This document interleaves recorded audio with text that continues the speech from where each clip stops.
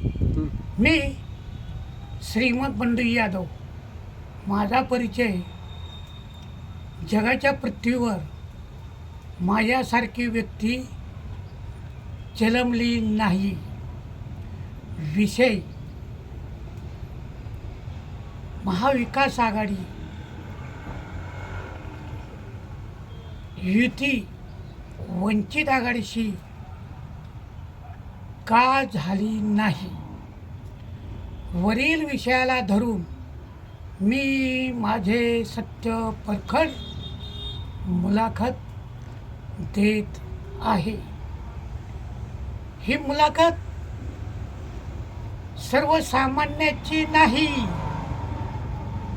एका जगातील महादृष्टी पुरुषाची आहे. महाविकास आघाडी आणि वंचित आघाडी यांच्याशी युती होण्याचं खरं कारण भारतातल्या मीडिया आणि यूट्यूब म्हणा, फेसबुक म्हणा, जी काही वाद प्रतिवाद केला होता ते सत्य महाराष्ट्रातल्या पण सांगितले नाही आणि भारतातल्या पण कोणीही राजकीय विद्वानांनी किंवा मुरब्बी नेत्यांनी सत्य सांगितलेलं नाही. ते मी सत्य सांगत आहे. ते सत्य असं आहे, मूळ कारण ऑल इंडियाचे काँग्रेसचे अध्यक्ष मल्लिकार्जुन खरगे यांना पंतप्रधान होऊ नये म्हणून महाराष्ट्रातील महाविकास आघाडीने वंचित आघाडीशी युती केलेली नाही. याला हे मेन कारण आहे. खरगे पंतप्रधान होता कामा नये. आता एवढी मोठी जातीवाद पक्षात या महाविकास आघाडीत आहे. मला तर अगोदर समजलंच होतं. प्रबोधन ठाकरेच्या कार्यक्रमात उद्धव ठाकरेच्या भेटीत माननीय प्रकाश आंबेडकर भेटले आणि चर्चा झाली शिवशक्ती भीमशक्तीची युतीची. परंतु मला माहीत होतं की शिवसेनेचे नेते माननीय उद्धव ठाकरे हे फसवणार आहे. त्याप्रमाणे वंचित आघाडीला फसवलं गेलं. एक जागा देतो, 2 जागा देतोय, नुसतं भिजत चुतिया बनायचं घोंगडं केलं होतं. मला आता सांगायचं आहे की बैल गेला आणि झोपा गेला. काँग्रेस जे सत्तेकरता प्रयत्न करतं ते का करतं, किंवा काँग्रेसनंच BJPला निवडून दिलं हे सिद्ध झालेलं आहे. वडिनारा प्रकरण, जातीवादी प्रकरण. काँग्रेससुद्धा हा वंचित खटकाला कुठल्याही माणसाला या देशात न्याय देऊ शकत नाही. महाविकास आघाडी हे ओतपूर्ण स्वतःचे स्वार्थ बघतात, पक्षाची निष्ठा चुलीत घालतात. हे आता झालेल्या विधानसभेच्या परिषदेवर निवडणूक झाली त्यातून सुद्धा समजतं. केवळ या देशात महाविकास आघाडी असो किंवा भाजप असो, त्यांची महायुती असो किंवा महाविकास आघाडी, हे दोघात काहीच फरक नाही. हा भ्रष्टाचार एकमेकाचा झाकण्याकरता काँग्रेसनं महाविकास आघाडीनं सुद्धा ह्या पक्षाला BJPच्या महाआघाडीला सुद्धा मदत केलेली आहे.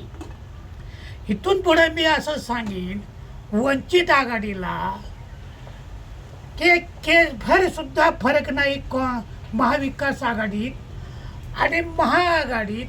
तर तुम्ही तत्वज्ञान घेऊन एकटे काय करू शकणार नाही. 99% तुमच्या विरोधात लोक आहेत. तुम्ही BJPशी युती केली तरी चालल.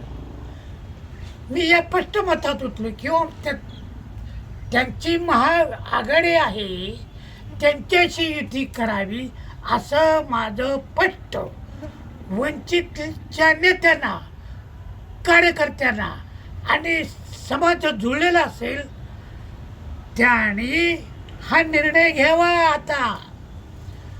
कारण सत्ता तो पारशी, सत्ता तो पठाण असं या देशात आणि महाराष्ट्रात निर्मिती झालेली आहे.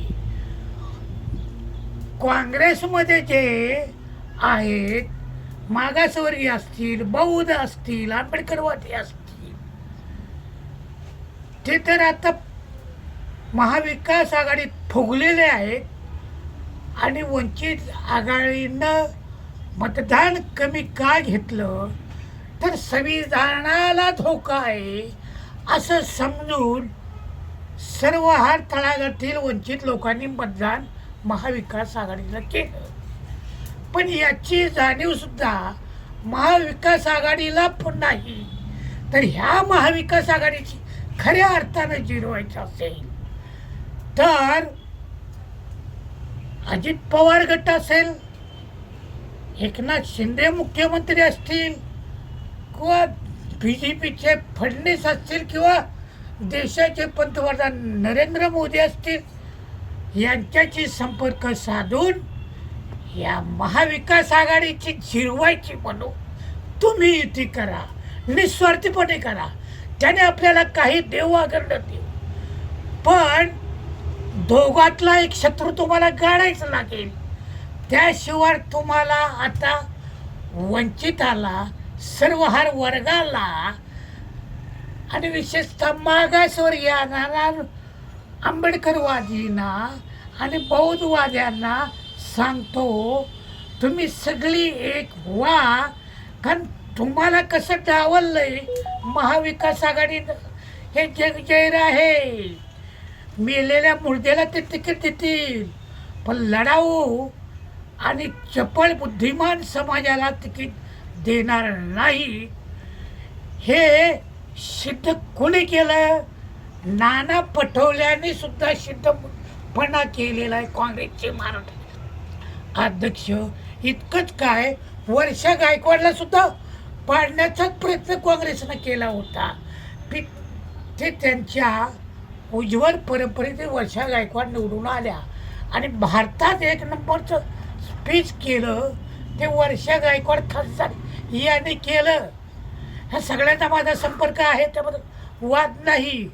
परंतु तुम्हाला आता महाविकास आघाडी जिरवायचं लागेल. मला अनेक ठिकाणी फोनसुद्धा येतात, त्यांना मी हेच सांगतो, वेळ आली यांची जिरवायसाठी महाविकास आघाडीला जिरवायला सरळ वंचित आघाडीने, सरळ आंबेडकरवाद्यांनी, सरळ बुद्धिवादांनी आणि सरळ पाऊस जनतेनं युती आता महाआघाडीशी करावी हीच माझी नम्र विनंती आहे. सर्व वंचित घटकांना, बौद्ध समाजाला, आंबेडकर कार्यकर्त्यांना आणि अस्पृश्य वर्गाला नम्र विनंती आहे. जय भीम, जय बुद्ध, जय भारत, नमो बुद्धाय.